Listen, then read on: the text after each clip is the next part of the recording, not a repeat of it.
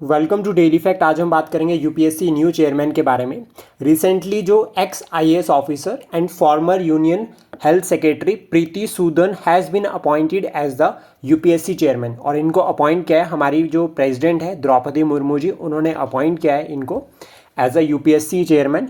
इससे पहले अगर हम बात करें तो मनोज सोनी जी ने जो है वो रिज़ाइन कर दिया था before the completion of his tenure, उससे पहले ही जो है वो रिज़ाइन कर दिया था। देन जो है वो प्रीति सूदन को यहाँ पर अपॉइंट किया है। आज हम डिस्कस करेंगे यहाँ पर इनसे जुड़े हुए कुछ इंपॉर्टेंट फैक्ट्स के बारे में, प्लस यूपीएससी को भी जो है वो बेसिक यहाँ पर डिस्कस करेंगे, क्योंकि टॉपिक जो है वो प्रीलिम्स के लिए एज वेल एज मेंस दोनों के लिए इंपॉर्टेंट हो जाता है। तो यहाँ पर अगर आप हमारे साथ नए जुड़े हो तो आप हमारे इनिशिएटिव को सब्सक्राइब कर सकते हैं, साथ में शेयर कर सकते हैं। तो सबसे पहला फैक्टर तो याद रखना कि 1983 बैच आईएएस ऑफिसर हैं ये जो प्रीति सूदन है, और ये सेकंड वुमेन है जो चेयरमैन बनी है। फर्स्ट वुमेन जो है उनका नाम आप कमेंट बॉक्स में बता सकते हैं, और इन्होंने जो है वो कोविड टाइम में जो है वो एज अ हेल्थ सेक्रेटरी जो है वो सर्व किया था। और काडर की अगर हम बात करें इनका, तो आंध्र प्रदेश जो है वो काडर जो है वो मैम का रहा है। देन उसके बाद रिटायर्ड हुए हैं जुलाई 2020, यानी कि 2020 में जो है वो ये रिज़ाइन हुए थे अपनी सर्विस से।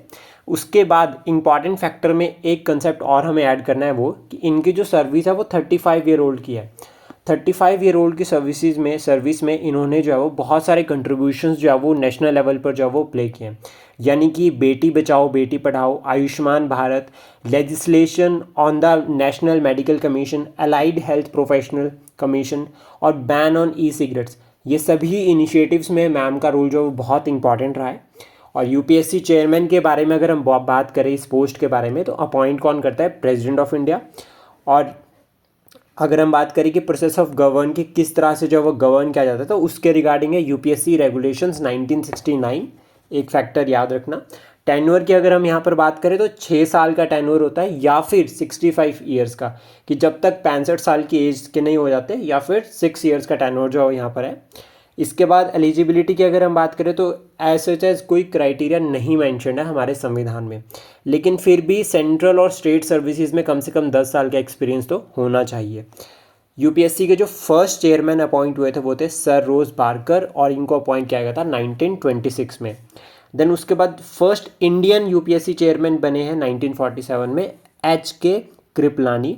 और फर्स्ट फीमेल यूपीएससी चेयरमैन की अगर हम बात करें तो वो है रोज मिलियन बैथ्यू, ये 1992 में बनी थी। इसके बाद इंपॉर्टेंट आर्टिकल्स जो हमारे संविधान में यूपीएससी से लिंक करते हैं, तो सबसे पहला तो याद रखना कि पार्ट 14 जो है वो हमारे संविधान का लिंक करता है यूपीएससी के साथ, यानी कि यूनियन पब्लिक सर्विस कमीशन। ये क्वेसी जुडिशियल बॉडी है। और आर्टिकल 315 से लेकर 323 जो है वो लिंक करते हैं आपके यूपीएससी के साथ, जिसमें सबसे पहले आर्टिकल आता है 315, जिसमें ये कहा गया है कि public service commission for the union and the states, union और स्टेट के लिए जो पब्लिक सर्विस कमीशन होगा। अभी ये जो स्टेट वाला जो कंसेप्ट आता है स्टेट पब्लिक सर्विस कमीशन, ये 1935 का जो एक्ट था हमारा गवर्नमेंट ऑफ इंडिया एक्ट 1935, जिसमें ऑल इंडिया फेडरेशन की बात की गई थी। तो यहाँ पर फेडरल सर्विसेज के बारे में भी जो है वो एक जो है वो प्रोविज़न था, जिससे जो है वो स्टेट पब्लिक सर्विस कमीशन का कंसेप्ट आता है। देन उसके बाद आता है आर्टिकल 316 यानी कि 316। यहाँ पर कहा गया है appointment and the term of office of the members, कि जितने भी यूपीएससी के मेंबर्स हैं प्लस साथ में जो है वो उनकी टर्म्स एंड ऑफिस। देन उसके बाद आर्टिकल 317 आता है यहाँ पर removal and the suspension of the member of the public service commission. और रिमूवल की बात अगर हम बात करें तो ये याद रखना है कि पार्लियामेंट में रेजोल्यूशन पास होता है, देन उसके बाद रिमूव किया जाता है, और इससे हमें पता चलता है कि ये ऑफिस जो है वो इंडिपेंडेंट ऑफिस है। आर्टिकल 318 में कहा गया है power to make regulations as a condition of service of the member and the staff of the commission, मतलब पावर्स रेगुलेशंस के रिगार्डिंग। आर्टिकल 319 यहाँ पर ये कहता है कि provision as a holding of office by the member of commission ceasing to be such members, कि यहाँ पे एक तो याद रखना है ऑफिस ऑफ प्रॉफिट नहीं होना चाहिए। प्लस साथ में आर्टिकल 20 जो 320 यहाँ पर कहता है functions of the public service commission. Article 312 जो कहता है यहाँ पे वो याद रखना कि power to extend functions of the public service commission, की पावर्स अगर उनके एक्सटेंड करनी है तो किस तरह से जो है वो पार्लियामेंट एक्सटेंड कर सकती है। आर्टिकल 322 कहता है expansion of the public expenses of the public services. और आर्टिकल 323 जो आता है कि reports of the public service commission, ये जो रिपोर्ट्स है ये प्रेसिडेंट को सबमिट करते हैं, देन प्रेसिडेंट जो वो ले डाउन करता है पार्लियामेंट में।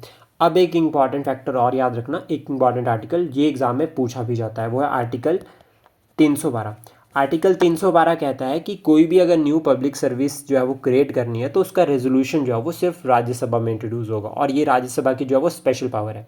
आई होप ये इनिशिएटिव आपको एग्जाम के लिए हेल्प करेगा। Please support, share and subscribe daily fact. Thank you for today.